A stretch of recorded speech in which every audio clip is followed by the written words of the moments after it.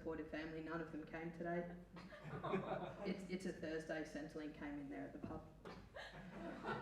So I'm a middle child. I've got an older sister and a younger brother. As my mother likes to tell people she meets, she's got 3 children. She's got 1 of each. I think it's because she's got 1 boy, 1 girl, and 1 fucking legend.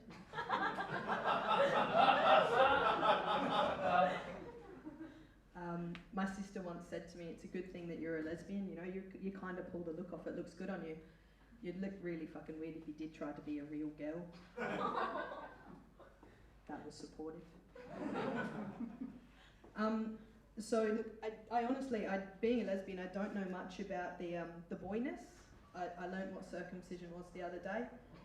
That was weird and interesting, but it's nice now I can tell my uncles apart.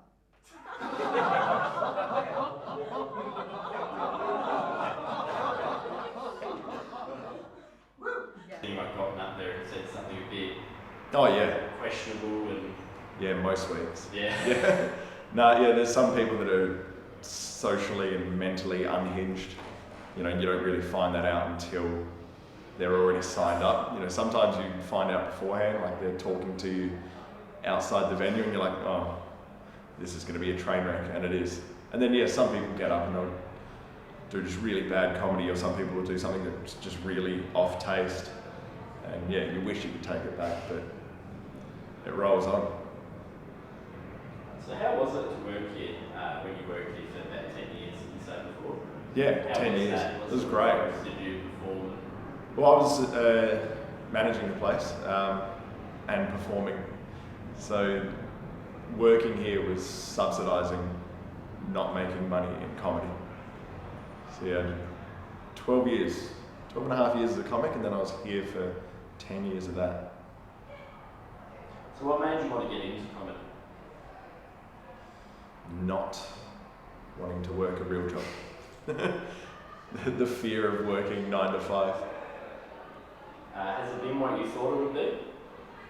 Sort of like the experience as a whole, is it feeling? I don't think I ever really gave any thought to what it would be before I started. I just jumped in. Like I came here when I was 17 or 18 and watched a few comedy nights, and that sort of just cemented in me. I'm like, yeah, I want to do this. I want to get up and make people laugh. And that has been what I expected. Like, it's so rewarding on a personal level when you can make a room full of people laugh. The money is less than what most people expect. You sort of think you're going to be doing it as a job and, you know, kicking back real easy, but it's not like that. Do you see comedy in your future? Like you're going to continue to pursue it and maybe try to go further? Yeah, that's my whole life now. I mean, stand-up and then radio, which I'm doing now, which is sort of like a natural progression. For being in Adelaide, you've got to do something else. You can't just be a stand-up comic, because otherwise you'd just be working here 4 nights a week and one other place, one other night a week. Yeah. How do you go about writing your content? Like, do you ever struggle, or does it all just flow naturally? Do you have any help, or sort of? I've never had an easy time of writing content. Like, it's a joke will come to me or it won't. I never sit down and actually just, you know, do a writing session. So my turnover of jokes is fairly low, whereas some guys will be getting up and doing 5 minutes new material each week. The difference is when I do a joke, it's gone. Do you ever feel any pressure sort of with what's going on in the world to think, keep things sort of politically correct, or you just go for it? No, I couldn't give a fuck what's happening outside of the stage. You know, that's for political comedians and topical comedians, not for me. Yeah. Have you ever had any sort of hecklers or people freak out over a joke you've made? Yeah, I've been threatened with physical violence in a rough neighbourhood. That was fun.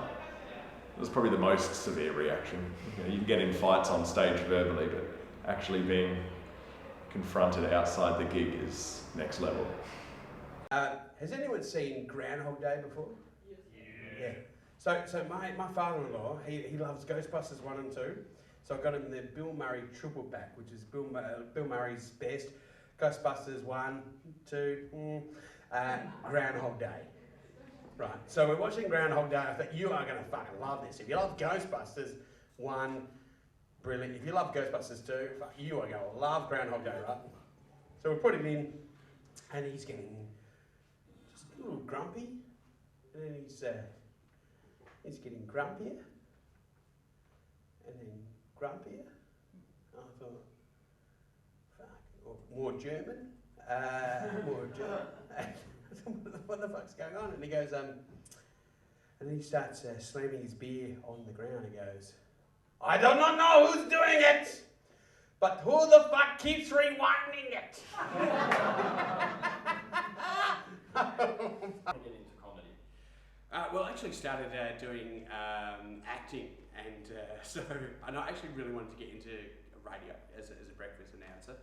And I noticed that all the announcers were comedians, so I kind of did the acting, and I thought if I try some comedy, I might get into radio. And then I started doing the comedy, and I actually just really enjoyed it and never really kind of pursued the commercial radio thing. So, How long have you been in the sort of the comedy scene? I've been in the scene probably for around about 15 years. So I do it as a bit of a part-time kind of thing. So I work and then kind of do comedy as a bit of a side. And I still got into the radio. I do a bit of Fresh FM on the side as well. But I just thoroughly enjoy it. So weekends, Fridays, Saturday nights are kind of like soccer clubs and footy clubs and all that sort of thing. And yeah, having absolute fun. I love it. So it's definitely been what you thought it would be when you're aspiring to get into it? I reckon it's probably even more. Like it's one of those things where when I first started, my first ever gig, I bombed a horrible death. And I didn't actually do comedy for 2 years.